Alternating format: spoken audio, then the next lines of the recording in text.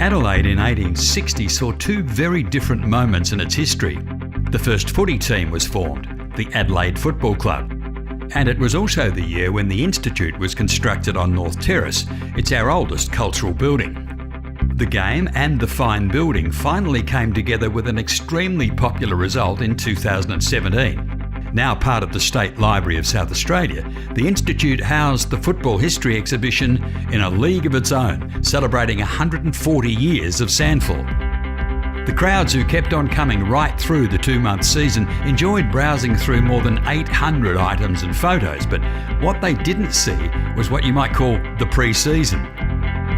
Until a handful of years before this, most of the selected pictures and objects that reflect the history of the nation's oldest sporting body were stored away at Footy Park. Christine Halbert, wife of SANFL and AFL Hall of Fame inductee John Halbert, had become aware that the personal collections of his fellow life members of the league were at risk of being lost unless a proper home could be found for them, a properly managed archive. And with the league moving to Adelaide Oval, a lot of footy history needed it too. She persuaded the SANFL Commission to establish a history committee, rallied volunteers to assist, and found premises at Bowden for a history centre. In a way, it paralleled the coming together of several South Australian teams back in 1877. The 19th century teams on the walls of the exhibition prospered once the South Australian Football Association was formed. They finally agreed on the rules that they would play under, and they had a program of matches, a season, with a premiere at the end. With the coming of the 140th anniversary of the SANFL in 2017, its history team took on the challenge to celebrate it publicly. His Excellency, the Governor, metaphorically sounded the siren to launch the exhibition, and the league chairman, John Olsen, said on the night, "This is a momentous occasion for SANFL because it's the first major exhibition of our history." With the opening celebrations completed, the exhibitions were open to all every day for more than 2 months.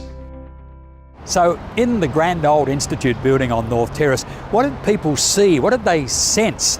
After all, there are players and administrators and families, of course the supporters. For hundreds of thousands of South Australians, footy has been an important part of our lives. In the grand entrance hall, highly prized state team blazers. The oldest, with the stripes in the state's colours, was worn by a 1930s side. In the lofty exhibition room, a treasure trove of memories and discoveries. In an early players' corner, the brilliant Jack Reedman, a brilliant sports all-rounder for more than 2 decades from the 1880s. North Adelaide erected a drinking fountain in his memory outside the Adelaide Oval. It's still there. The administrators of the game were remembered too. William McGarry, the first chairman of the South Australian Football Association as it was first known. The man they called Beautiful Bill was keen to discourage rough play by introducing a best and fairest medal. He presented the first McGarry medal in 1898 and did so every year until 1929. Every year, the winning team in the grand final is presented with the Thomas Seymour Hill Trophy. The man himself, an inaugural Hall of Fame member, served as an administrator for nearly 4 decades. There was a presidential corner in the exhibition, and there hung the portrait of another long-time servant of football. Max Bashir was the dynamic leader of the league through major historic moments, including the move to Football Park in 1974 and the entry of the Crows and the Power into the AFL in the 90s. The presidential chair was carved back in 1909 with the old SAFL initials. It was used for more than a century. By the way, the N for National in SANFL was inserted at the request of a national conference in the 1920s to emphasise that Aussie rules was the national code. In this cabinet, well, relics that you'd expect in a footy exhibition, but you know how Test cricketers get a cap when they are picked for Australia for the first time? How about these? When you played for the state side for the first time early in the 20th century, you scored a cap too. Wacker Scott's 1930s Norwood Guernsey also made the shortlist. And so too did the ball and presentation photo for the Roosters' great forward Ken Farmer. It was given to him in 1940 when he just cracked the Australian record for total goals scored, an incredible 1,301.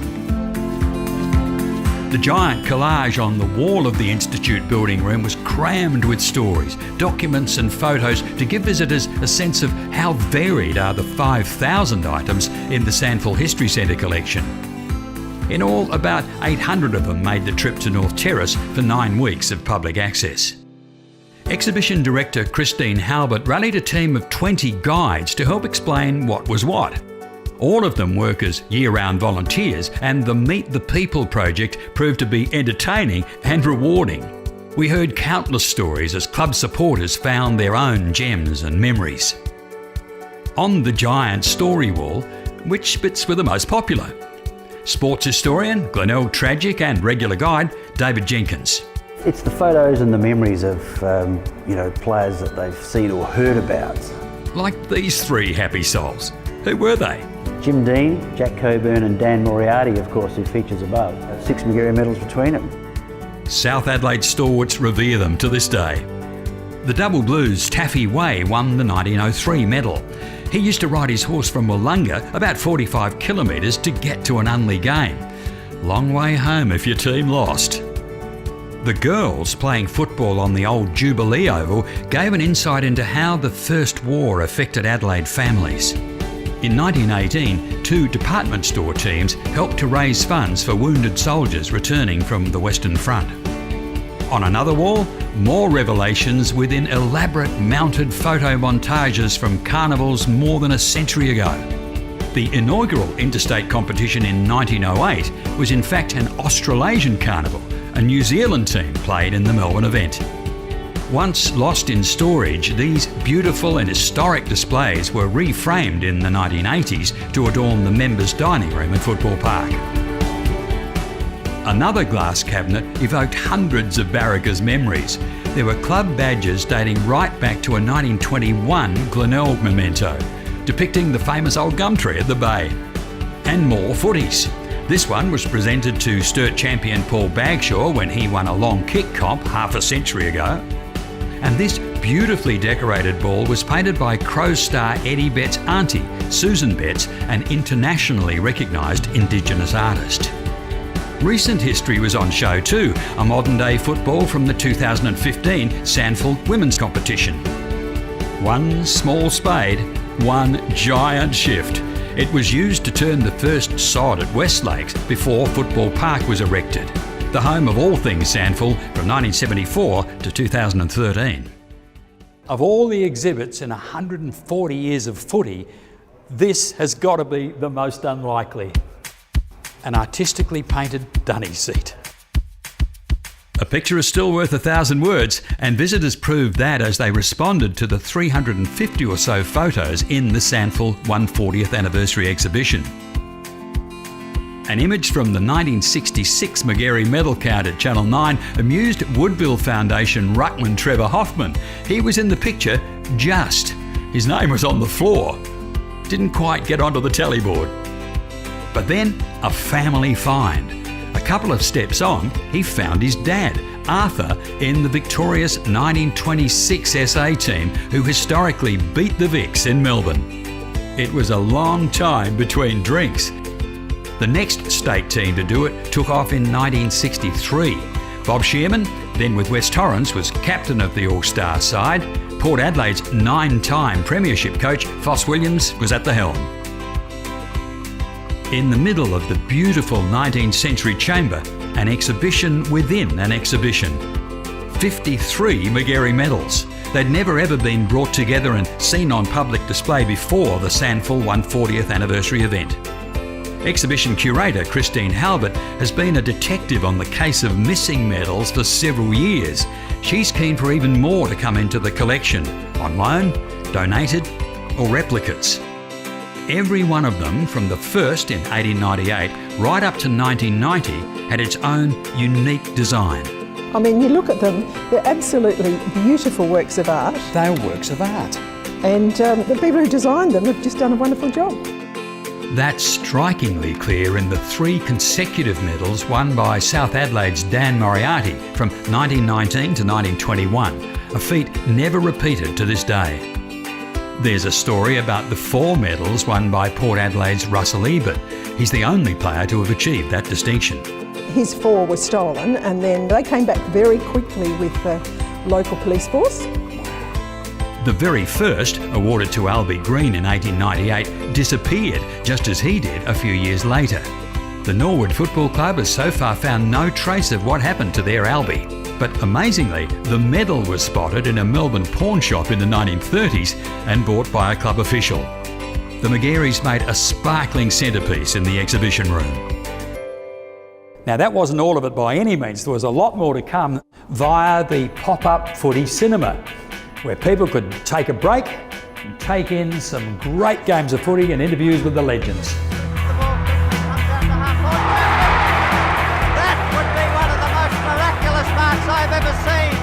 Surrounded by a classic footy crowd scene, visitors could watch excerpts from famous games over half a century. They were interspersed with clips of recent archive interviews with members of the SANFL Hall of Fame. They decided they were going to pick me, so this was when I was 16, and they went over to home and asked my mother and father whether it was okay. And Mum said, oh no, he's too young. And Dad said, if he's good enough, pick him. And I said to Mum, I said, don't worry, Mum. I said, I'll only get one game anyway, so don't worry about it. On the wall of a passageway that took the daily throng to more exhibits, a major new work, especially for the exhibition, demanded attention. The SANFL 140th anniversary timeline featured an event for every year since 1877. The colours of every premiership club through the era ran as a ribbon through the middle. Plenty of "I didn't know that" moments. Back in 1877, Adelaide Football Club played St Kilda, and it was the first Aussie rules game on what was then the Adelaide Cricket Oval. Westies won their first flag in 1908 and beat Carlton to become champions of Australia. When did Centrals and Woodville join the league? 1964. And the Bulldogs dominated the first decade of the 21st century. Events right up to 2017, when South Australia's Eleni Glufsis made history as an umpire in the AFL. Heroes abounded. Villains didn't get a mention. Well, not there anyway. They were included at least once in one of several forums mounted during the exhibition's 2-month run. The State Library co-hosted them in a neighbouring lecture room, and their staff were delighted with the attendances and the lively debates between panellists and audience.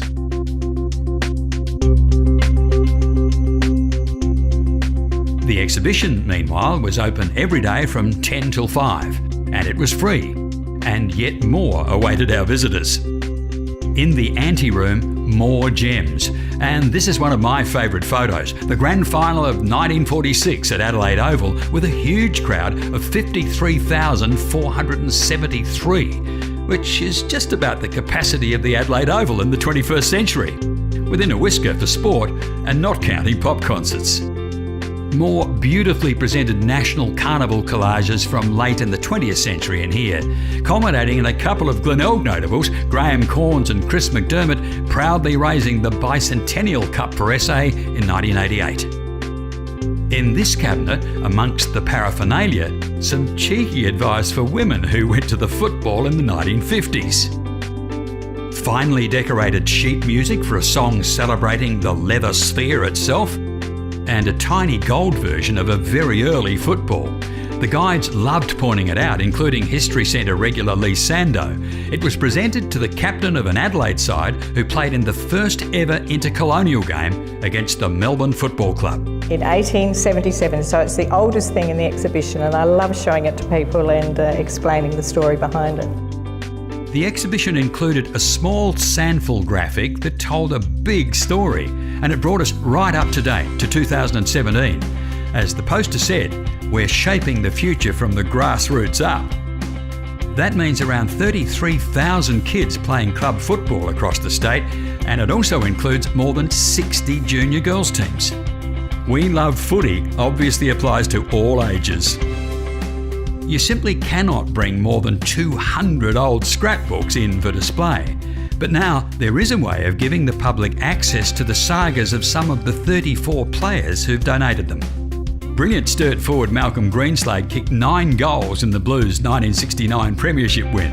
Now he's the History Centre's star scrapbook digitiser. How many pages has he done so far? It comes up something like 22,000 photos. More hours of fun for those with time to delve into the cuttings and pictures of the greats, like this backyard shot of Torrens legend Bob Hank. I call them family photos, and they give an insight into the man himself. Moving into the modern library building, footy lovers faced another wall of pictures, a smorgasbord of shots that prompted a buzz of recognition and memories of being there. That's what I like about, yeah, that's the thing about football.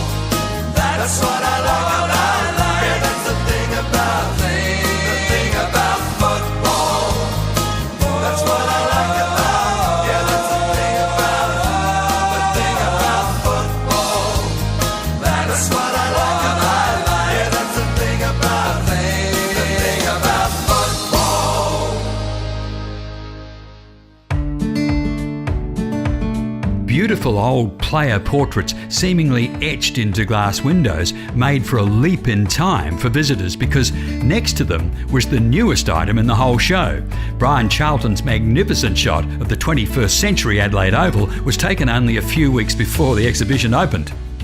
The Treasures Wall is appropriately named. It allows priceless items in the State Library collection to be safely brought out into the light for all to see.